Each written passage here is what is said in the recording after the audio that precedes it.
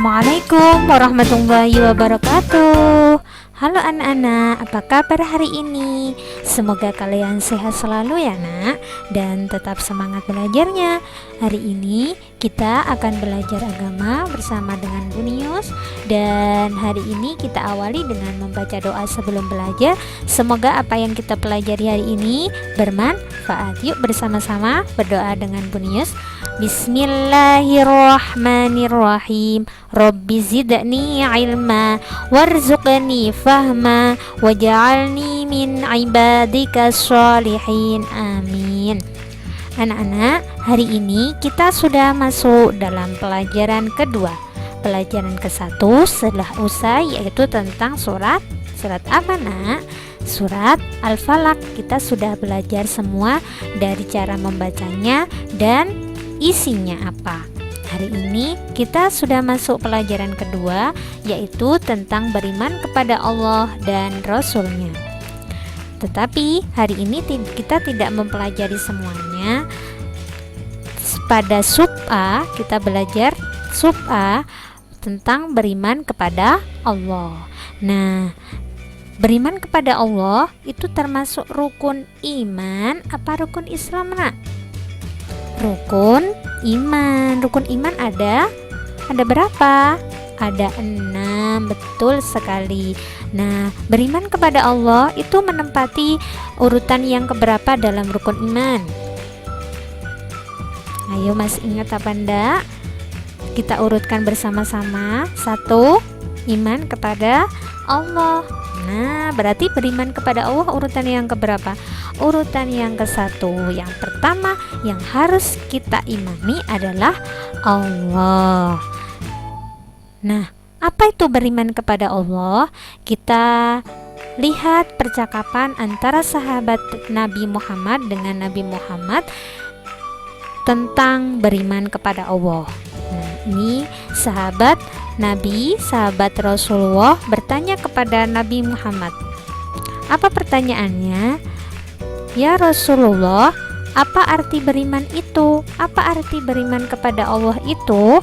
Nah, kemudian Nabi Muhammad menjawab. Arti iman itu adalah percaya kepada Allah. Nah, jadi beriman kepada Allah itu artinya adalah percaya kepada Allah. Percaya bahwa Allah itu ada. Bagaimana cara membuktikannya? Cara membuktikan bahwa Allah itu ada, kan kita tidak bisa melihatnya, Bu. Nah, bagaimana caranya?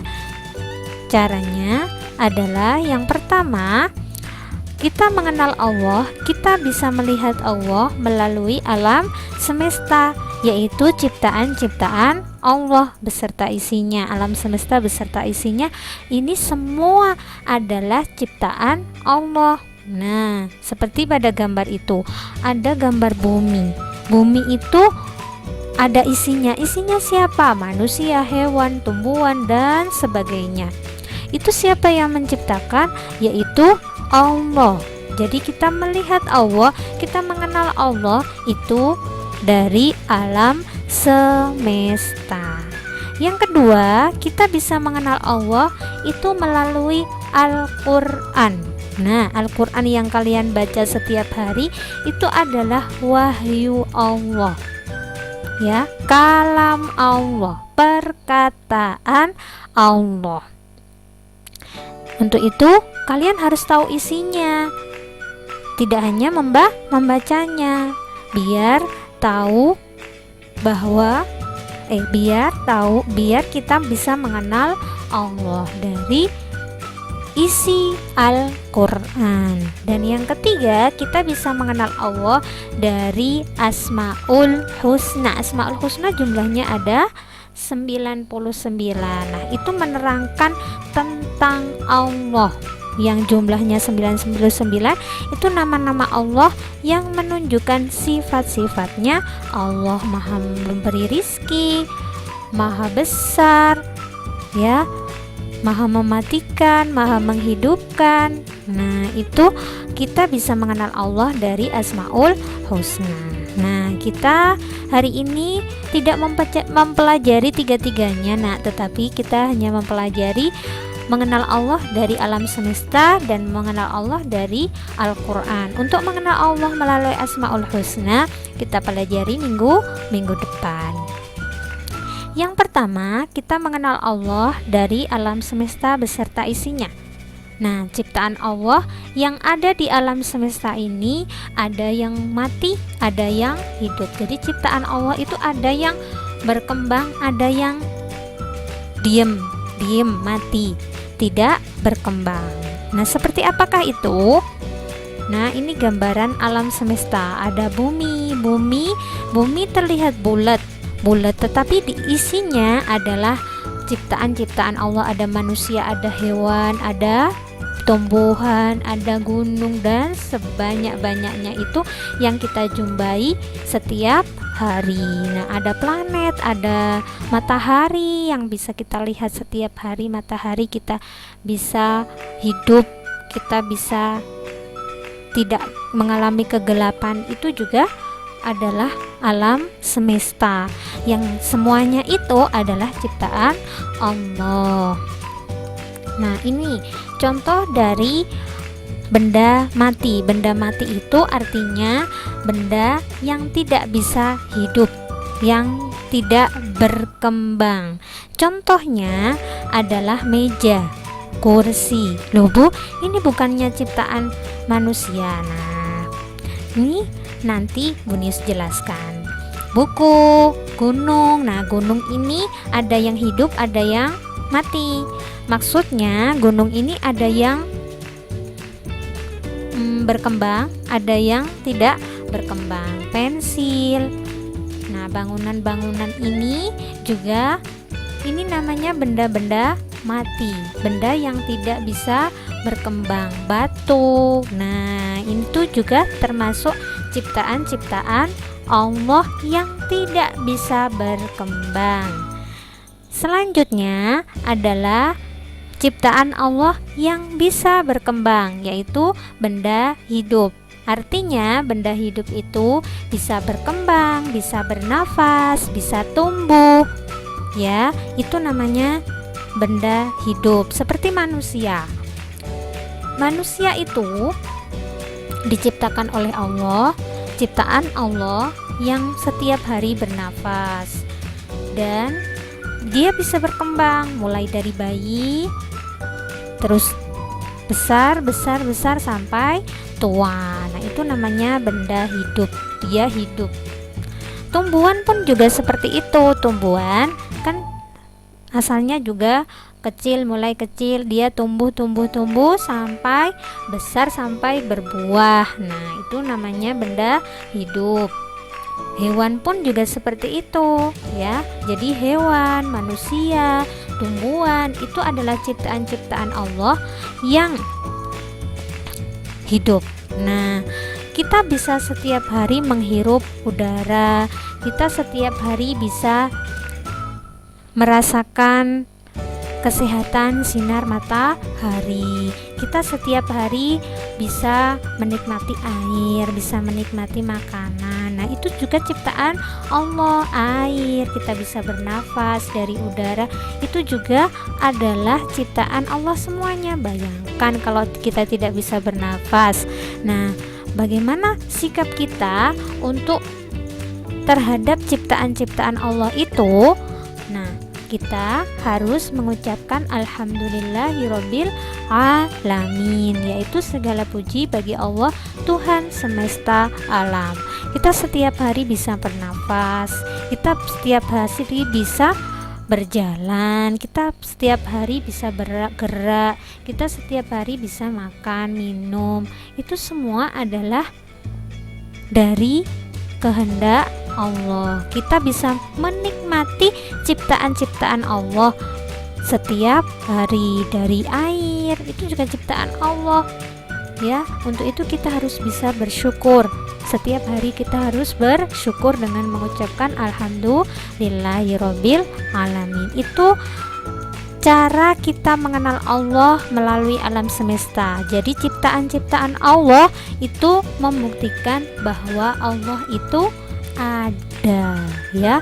Kita nggak mungkin, benda-benda itu tidak mungkin ada kalau tidak ada yang menciptakan. Kita simak percakapan dari Ahmad dan ibunya. Nah, ini Ibu Ahmad dan ini adalah Ahmad. Ahmad bertanya kepada ibunya tentang benda-benda mati tadi seperti kursi. Nah, Bu, apa benar semua yang ada di alam semesta ini adalah ciptaan Allah? Ibunya menjawab, kamu betul anakku, sepertinya kamu yakin. Bukankah meja, kursi, almari, pensil itu buatan manusia, Bu? Nah, kan meja, kursi, nah itu kan buatan manusia, Bu. Ibunya menjawab, oh iya benar sekali nak. Oh begitu, sekarang aku sudah paham. Maaf.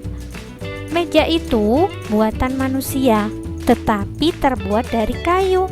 Dan kayu itu dari pohon. Pohon adalah ciptaan manusia. Jadi maksudnya meja itu kan ciptaan manusia.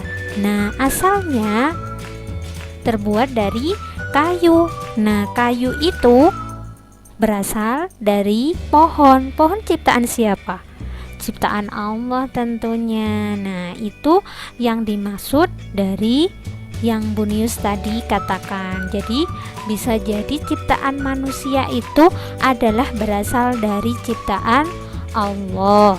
Gak mungkin manusia moro-moro langsung membuat tanpa ada bahannya. Nah, bahannya itu adalah dari Allah. Itu tentang meja, kursi, pensil. Nah, kita selanjutnya mengenal Allah dari Al-Quran. Al-Quran itu adalah wahyunya Allah. Nah, ada banyak sekali di Al-Quran yang menerangkan bahwa Allah itu ada.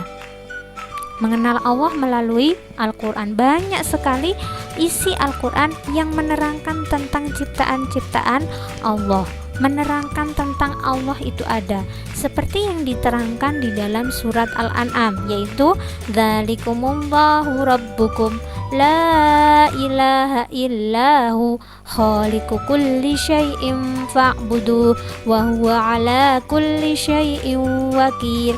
Itulah Allah, Tuhan kamu, tidak ada Tuhan selain Dia, pencipta segala sesuatu.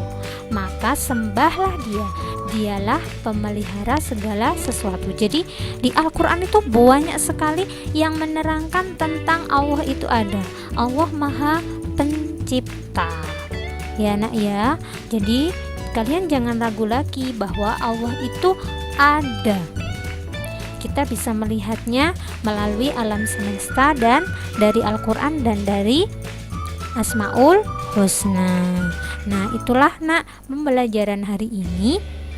Untuk tugasnya kalian adalah membuktikan dengan 10 contoh ciptaan Allah yang ada di lingkungan rumah kalian. Benda mati 5, benda hidup 5. Difoto dan dijadikan kolase, dijadikan 10 itu. Kalau tidak muat 10 bisa 5. Nanti dikirimkan ke Bunius dan mencari satu ayat Al-Quran beserta artinya menerangkan bahwa Allah Maha Menciptakan atau Allah itu ada. Boleh kalian mencari di Google atau boleh mencari di Al-Quran yang ada terjemahnya, ya. Itu tugas hari ini. Untuk yang ayat Al-Quran dan terjemahnya kalian foto atau screenshot dan dikirim ke Bunius lagi. Jadi tugasnya ada 2. Yang pertama kalian membuktikan bahwa Allah itu ada dengan ciptaan-ciptaan Allah yang ada di sekitar lingkungan kalian. Yang kedua, mencari satu ayat Al-Quran selain Al-An'am tadi yang menerangkan tentang Allah Maha Pencipta, ya. Terima kasih. Alhamdulillahirrabbilalamin. Semoga bermanfaat. Assalamualaikum warahmatullahi wabarakatuh.